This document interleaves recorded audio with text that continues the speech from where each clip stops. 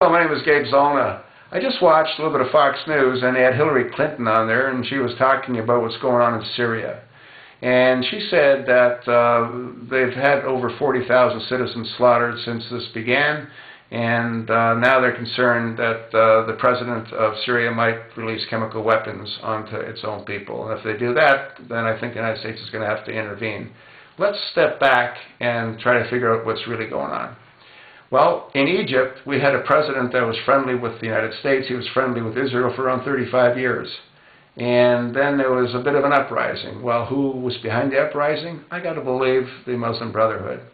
Why? Well, because they now have a president, Mohammed Morsi, who is a very loyal member of the Muslim Brotherhood.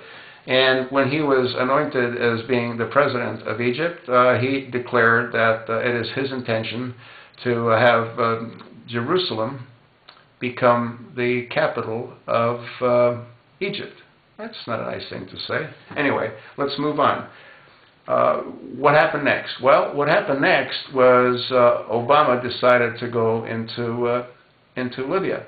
Now, Gaddafi wasn't the nicest guy in the world, but what Gaddafi did do is he kept the Muslim Brotherhood out of Libya. They were not there. If they were hidden, they were underground. They were not very dominant.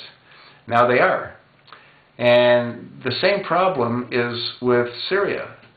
Sadat's father, the previous president, he got rid of the Muslim Brotherhood 40 years ago. They're not, or they weren't in Syria. Well, who do you think these rebel fighters are?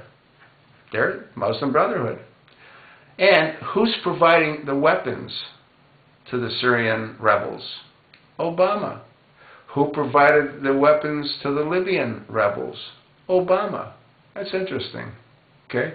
So now what we have is we have Syria controlled very soon by the Muslim Brotherhood, as is Libya, as is Egypt.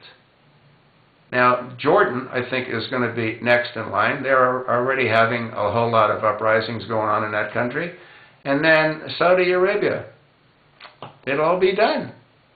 And who's the one that's orchestrating all of these events? Well, that's none other than our Arab Muslim president, Barack Hussein Obama.